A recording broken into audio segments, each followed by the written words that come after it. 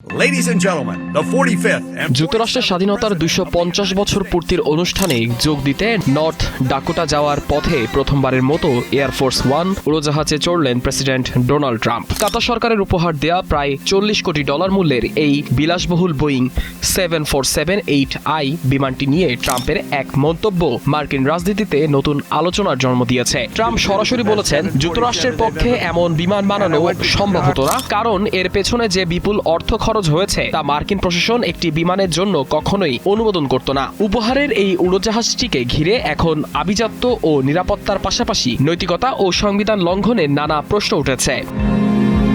এই ভিভিআইপি উড়োজাহাজটি মূলত কাতারের রাজপরিবারের ব্যবহারের জন্য তৈরি করা হয়েছিল, যা পরে মার্কিন প্রেসিডেন্টের ব্যবহারের জন্য উপহার হিসেবে দেওয়া হয়। ট্রাম্পের পছন্দের সঙ্গে মিলিয়ে এর বাহ্যিক রূপের বড় পরিবর্তন আনা হয়েছে। আগের সাদা ও হালকা নীলের বদলে এখন এর নিচের অংশ গাঢ় নীল এবং মাঝখানে চিকন লাল দাগ এবং এর ওপরের অংশ নীল রঙে সাজানো হয়েছে। তবে বিমানটির ভেতরের মূল কেবিনগুলো ভেঙে নতুন করে গড়ার বদলে মার্কিন নিরাপত্তা বিশেষজ্ঞদের একটি বিশেষ দল এর প্রতিটি অংশ নিখুঁতভাবে পরীক্ষা করে সব ধরনের প্রযুক্তিগত ও সাইবার ঝুঁকি নিয়ন্ত্রণ করেছে। আকাশপথে থেকে প্রেসিডেন্ট যেন নির্বিঘ্নে দেশ পরিচালনা করতে পারেন, সেজন্য এতে ইলন মাস্কের স্টারলিংক স্যাটেলাইট ইন্টারনেট সহ বহু স্তরের সুরক্ষিত যোগাযোগ ও উচ্চ ঝুঁকিপূর্ণ পরিবেশের উপযোগী সামরিক প্রতিরক্ষা ব্যবস্থা যুক্ত করা হয়েছে।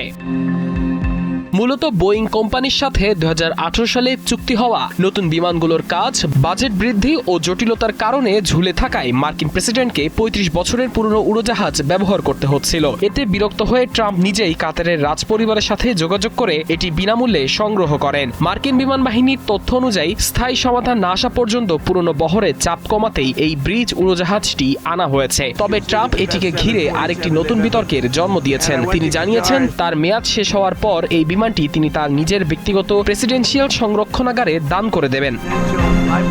বিদেশি রাষ্ট্রের কাছ থেকে এত বড় উপহার গ্রহণ নিয়ে মার্কিন আইন প্রণেতা ও সমালোচকদের মধ্যে তীব্র ক্ষোভ থাকলেও ট্রাম্প এই সমালোচনাকে চরম বোকামি বলে উড়িয়ে দিয়েছেন। ট্রাম্পের এই পদক্ষেপ আবারও প্রমাণ করল যে তিনি প্রথাগত নিয়মের চেয়ে তাৎক্ষণিক সুবিধা ও নিজের ব্যক্তিগত সিদ্ধান্তকে বেশি প্রাধান্য দেন। নতুন এই এয়ারফোর্স ওয়ান এখন কেবল মার্কিন প্রেসিডেন্টের যাতায়াতের মাধ্যম নয়, বরং হোয়াইট হাউসের প্রাতিষ্ঠানিক দীর্ঘসূত্রতাকে পাশ কাটিয়ে ট্রাম্পের চিরচেনা স্বাধীনচেতা রাজনৈতিক কৌশলের এক নতুন প্রতীক হিসেবে টিকে থাকবে।